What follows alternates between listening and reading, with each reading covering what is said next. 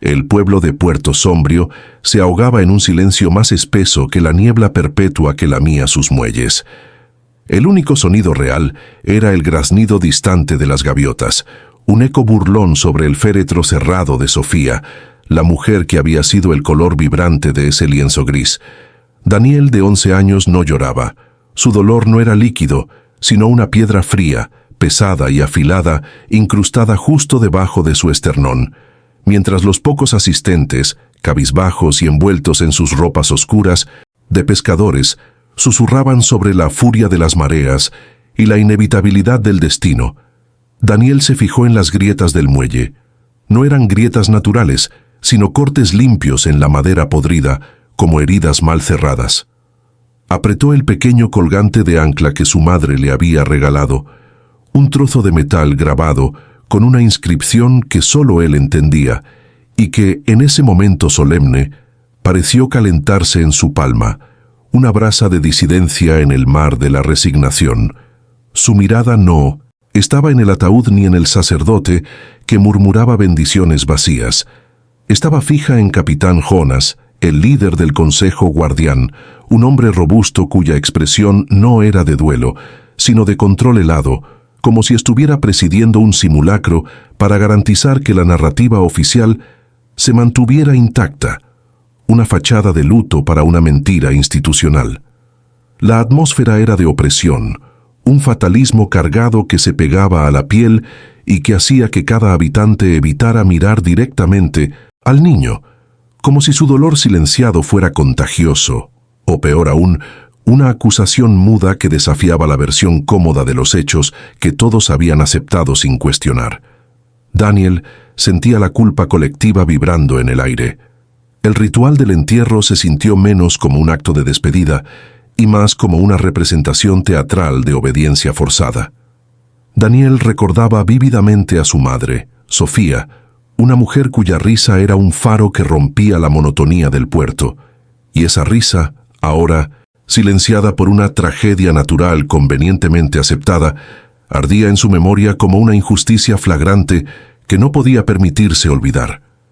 La gente del pueblo, temblorosa de miedo y acostumbrada a inclinarse ante la autoridad implacable de Jonas, prefería la comodidad de la superstición, la maldición del mar, a la incómoda verdad de la negligencia humana que podría significar una confrontación abierta. Mientras la tierra caía sobre el ataúd, sellando el cuerpo y la verdad para siempre, Daniel sintió un impulso primario, no buscar consuelo, sino resistencia. El ambiente, cargado de una solemnidad falsa y asfixiante, se rompió por un instante fugaz cuando Daniel notó cómo el puño de Jonas se cerraba con una fuerza innecesaria al pronunciar las palabras de clausura sobre el destino ineludible, un gesto que delataba no pena, sino un triunfo amargo y una necesidad desesperada de mantener el orden por encima de la justicia. Para el niño, ese gesto fue la confirmación silenciosa de que su batalla no sería contra las olas bravas, sino contra la podredumbre moral de los hombres que elegían la oscuridad sobre la luz. Y su único aliado era el pedazo de metal caliente en su mano. El dolor de Daniel es el inicio de una búsqueda implacable. Si la injusticia te conmueve, únete a este viaje para encontrar la verdad que Puerto Sombrio enterró. No olvides decirnos desde qué rincón del mundo nos acompañas en los comentarios. Daniel se transformó después de la muerte de Sofía, pasando de ser un niño curioso y parlanchín a una sombra silenciosa que acechaba los márgenes de su propia vida, un fantasma que caminaba por las calles empedradas de Puerto Sombrio sin ser visto realmente. Su pequeño trauma no era la muerte en sí, sino el silencio impuesto que la rodeaba, una mordaza colectiva que le robaba la dignidad y el derecho a honrar la memoria de su madre con la verdad. La pérdida de Sofía había desmantelado su mundo. Ella era la única ancla, la única voz en el puerto que se atrevía a cuestionar la lenta decadencia del muelle y la tiranía tácita del Consejo Guardián, y por eso su muerte, convenientemente atribuida a fuerzas incontrolables, se sentía como un castigo divino a la disidencia, una advertencia para los demás. Daniel, obligado a vivir con la verdad que solo él parecía percibir, se encerró en sí mismo, usando el retraimiento como un escudo protector para defenderse de la mentira omnipresente y de la mirada de lástima condescendiente de los adultos.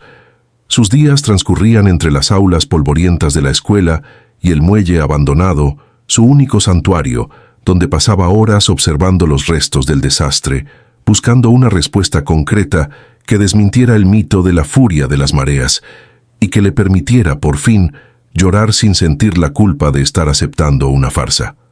El peso de la injusticia se manifestaba en cada respiración de Daniel, un recordatorio constante de que la paz en Puerto Sombrio era solo la máscara del miedo. Cada noche, al acostarse en la pequeña cama que crujía bajo el peso de su soledad, la imagen de su madre, riendo y señalando las reparaciones necesarias en el muelle, se mezclaba con el eco de las palabras de Jonas en el funeral, creando una disonancia emocional que lo consumía desde dentro, impidiéndole conciliar el sueño. Su falla central, la incapacidad de alzar la voz por miedo a la soledad que seguiría a la confrontación con el consejo, guardián, lo mantenía prisionero de su propio dolor. Daniel se sabía un detective solitario, atando cabos sueltos y observando los patrones de culpa en los ojos de los pescadores, pero la valentía para actuar requería romper el único lazo que aún lo unía tenuemente a la comunidad. El tenue afecto de dona Isabel, su vecina, que lo cuidaba con un miedo palpable en los ojos, una mujer que, aunque amaba a Sofía, prefería la paz de la sumisión al caos de la verdad, convencida de que luchar contra Jonas era un suicidio social y la sentencia final para Daniel. Los acontecimientos que precipitaron el punto de inflexión fueron sutiles, pero demoledores para la frágil paz de Daniel, transformando su dolor mudo en una determinación acerada. Una tarde, escondido detrás de unas redes viejas en la única taberna del puerto, un lugar donde la bruma se disipaba por el olor a alcohol y pescado frito, escuchó a un pescador, borracho de mezcal y de culpa, susurrar a otro sobre una orden de no informar sobre un fallo estructural crítico en el brazo principal del muelle, una reparación que Sofía había solicitado formalmente apenas semanas antes de su muerte, consciente del peligro inminente que representaba. El pescador se interrumpió abruptamente, su rostro palideciendo al ver la sombra de un hombre del consejo cerca de la entrada, pero el daño ya estaba hecho. La información, fugaz y accidental, fue el primer clavo que Daniel clavó en el ataúd de la versión oficial. El mar, no se había enfurecido, sino que la negligencia había encontrado una excusa conveniente para ocultar su propia irresponsabilidad.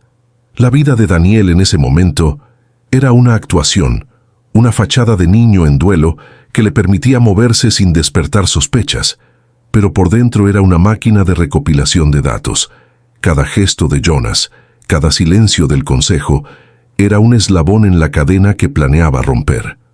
El capitán Jonas, ajeno a la minuciosa observación del niño, había intensificado su campaña de miedo, anunciando una serie de rituales de purificación para apaciguar la maldición del mar, reforzando así la prohibición de discutir el incidente fuera de los términos impuestos por el Consejo, un claro intento de sellar la boca de la verdad. Daniel sentía la atmósfera de opresión incrementarse, como una mano helada apretándole el pecho, pero cada intento de Jonas por sofocar la verdad solo alimentaba la pequeña llama de resistencia que ardía en el interior del niño, dándole un propósito que iba más allá del simple luto. El catalizador, sin embargo, no fue un evento, sino la certeza que brotó del silencio de Daniel, una certeza alimentada por la memoria de su madre. Una noche de tormenta, mientras el viento aullaba como un lamento en el puerto y la lluvia golpeaba las ventanas de su humilde casa, Daniel sintió una necesidad incontrolable de volver al muelle, el escenario de su tragedia y su redención. Allí, bajo la luz fantasmal de un farol intermitente que parpadeaba con la electricidad inestable de la villa, tomó su colgante de ancla y leyó la inscripción grabada por su madre. Recuerda lo que la proa registra. La palabra proa, en el argot marinero secreto de Puerto Sombrio, no se refería a la parte delantera de un barco, sino al nombre secreto que Sofía y su padre le daban al viejo almacén, el centro de operaciones del puerto, un lugar prohibido que Daniel ahora entendía que era la clave para desentrañar el misterio. En ese momento, la inscripción en el ancla dejó de ser solo un recuerdo emotivo y se convirtió en una llave simbólica para el pasado, un mapa cifrado hacia la verdad que se negaba a morir. Daniel comprendió que no se trataba de probar la culpa de Jonas ante el pueblo de manera inmediata, sino de obtener la prueba irrefutable que él mismo necesitaba para liberarse del peso de la duda y para honrar la memoria de su madre con la honestidad que ella merecía. Se sintió guiado, casi impulsado por una fuerza externa que tenía la intensidad de la voluntad de su madre, hacia el lugar donde la verdad había sido cuidadosamente enterrada por la conveniencia de unos pocos, un lugar que guardaba el libro de registros del puerto, el archivo que contenía el historial de mantenimiento y las solicitudes de reparación. La misión, ahora clara como el agua de manantial, lo obligaba a interactuar con el único adulto que no lo delataría a la primera señal de peligro, la única persona cuya lealtad a Sofía superaría su profundo miedo. Daniel se acercó a dona Isabel, su figura de apoyo y vecina, y le mostró la inscripción en el colgante. Isabel, cuyo rostro era un mapa de miedo y resignación grabado por años de vivir bajo la tiranía de Jonas, intentó disuadirlo con una cascada de advertencias sobre el poder del consejo y el peligro de la rebeldía, pero la determinación silenciosa en los ojos de Daniel, el mismo brillo indomable que había visto en Sofía en sus momentos más desafiantes, la desarmó por completo. Daniel le explicó que para honrar la memoria de su madre, primero debían descubrir qué había sido registrado y luego olvidado por la ambición. Su voz, normalmente un murmullo infantil, se cargó de una firmeza inusual, casi adulta, y le dijo a Isabel que si no lo ayudaba iría solo, arriesgando su vida para que la muerte de Sofía no fuera en vano, para que no se convirtiera en una estadística sin rostro en la historia de las maldiciones del puerto. Este ultimátum, pronunciado con la seriedad de un hombre, quebró la última resistencia de Isabel, enfrentándola directamente a su cobardía y a su amor por Daniel. El miedo de Isabel era inmenso, un miedo tejido por años de sumisión silenciosa, pero el amor por Daniel y el recuerdo ardiente de la risa de Sofía, que parecía resonar en el aire, pesaron más que su propia supervivencia y su deseo de paz. Ella, con un suspiro que sonó a rendición y a un despertar moral, al mismo tiempo aceptó. Su papel sería el de vigía, la distracción en caso de peligro, un faro de advertencia en la noche. El plan era simple, arriesgado y desesperado. Infiltrarse en el almacén del puerto, un lugar sagrado y celosamente vigilado por los hombres de Jonas, y recuperar la evidencia que desmantelaría el mito de la furia de las mareas. La noche elegida para la infiltración fue la más brumosa del mes, el denso manto marítimo engullendo los sonidos y las formas, creando un escenario perfecto para la conspiración. Isabel temblando bajo su cachecol rojo, un regalo de Sofía, un punto de color vibrante que ahora funcionaba como un estandarte de desafío en la noche gris, esperó en un puesto de vigilancia improvisado cerca de la entrada principal del almacén. Daniel, pequeño y ágil como una sombra, se deslizó por un conducto de ventilación abandonado en la parte trasera, sintiendo el polvo, el olor a sal y a abandono en sus pulmones, pero la adrenalina y la justicia lo habían reemplazado al miedo. Dentro del almacén el ambiente era opresivo, cargado con el peso de la corrupción y el olor a metal oxidado y secretos.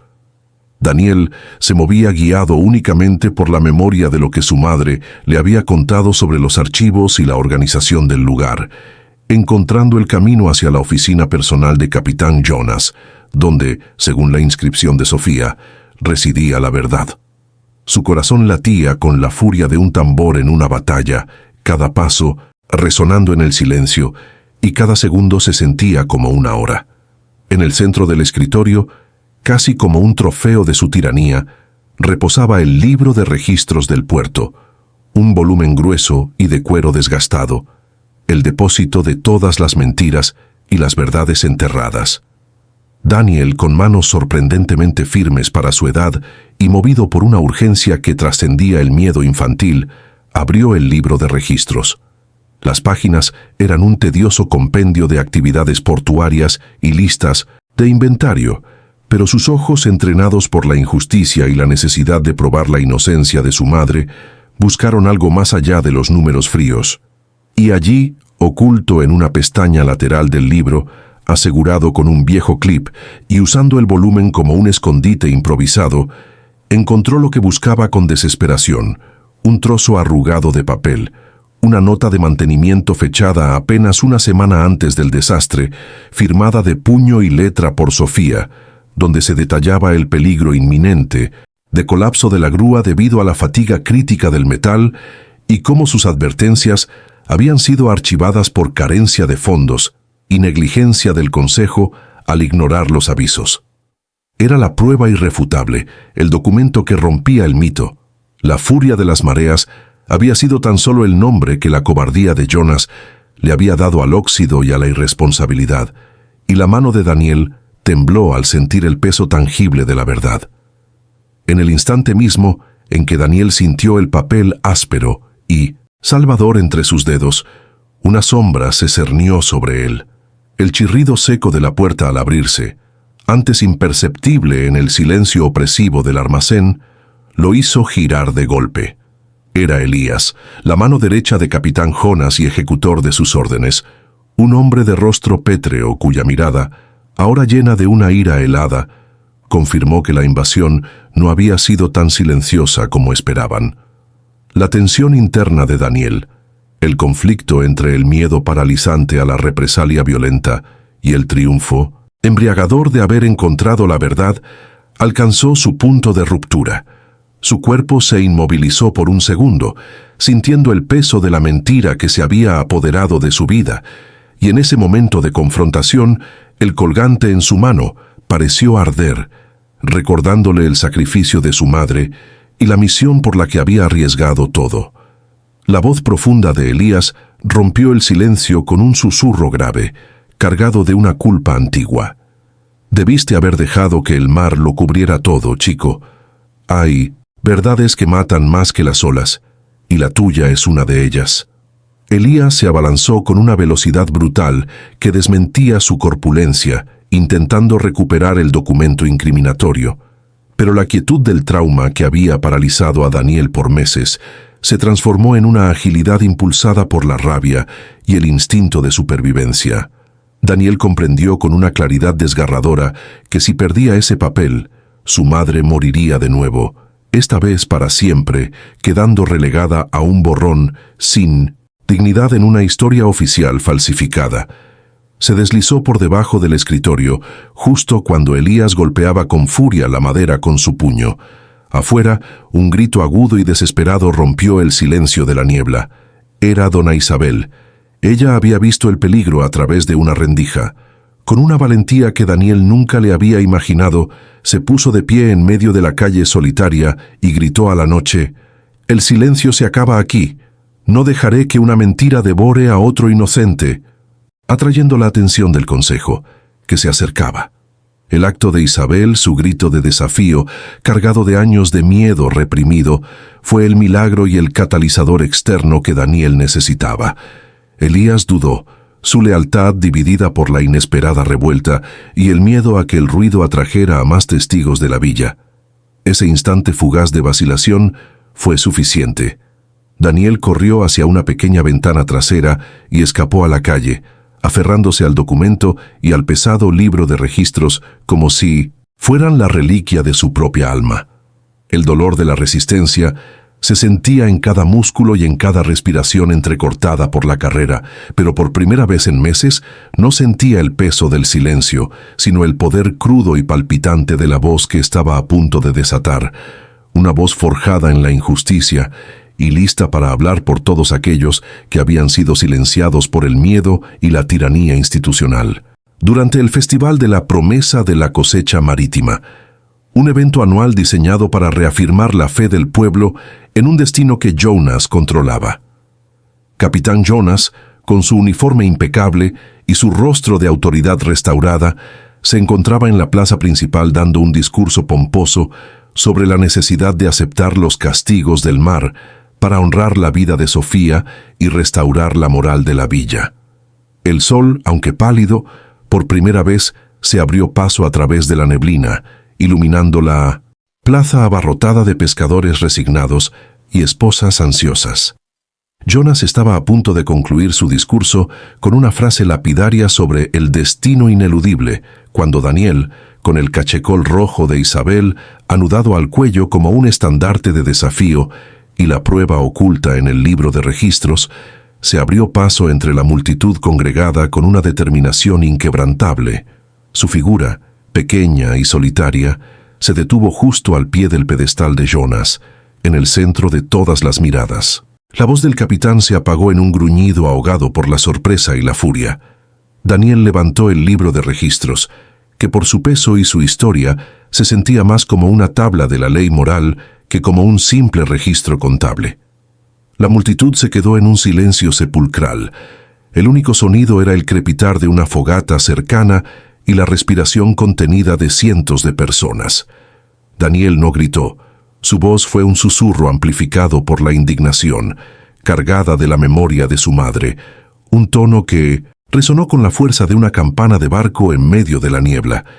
Comenzó a leer el documento de mantenimiento, la solicitud de reparación ignorada, la evidencia tangible del conocimiento de Jonas sobre el riesgo inminente.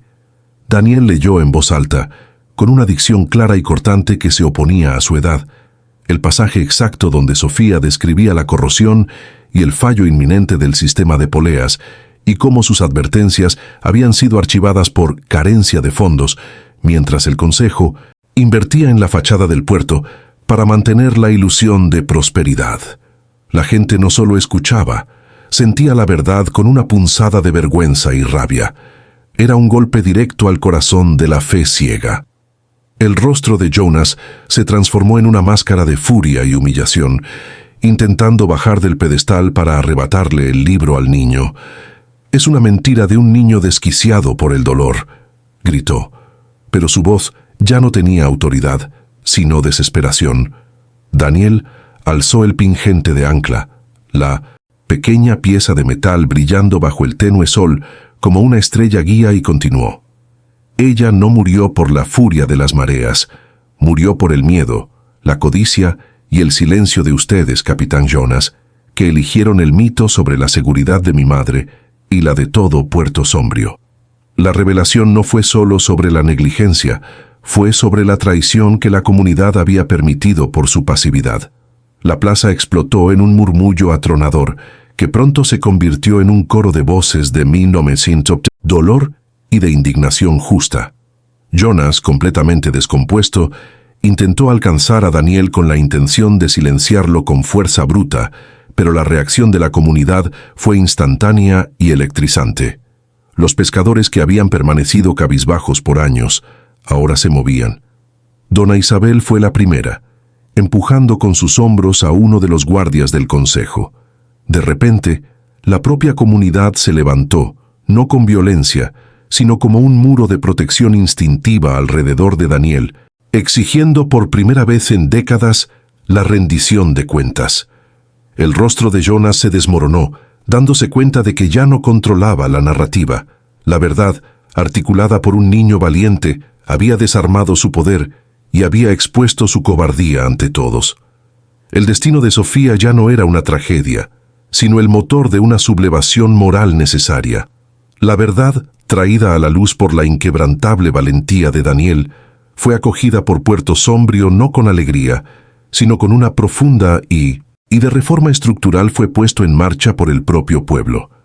El símbolo de esta nueva era fue la inmediata reparación del muelle, cuyas viejas tablas podridas fueron reemplazadas por metal fuerte y seguro, un acto que no era solo de ingeniería, sino de restitución moral, demostrando que la vida en el puerto volvería a florecer solo cuando la honestidad superara la conveniencia y la opresión del miedo.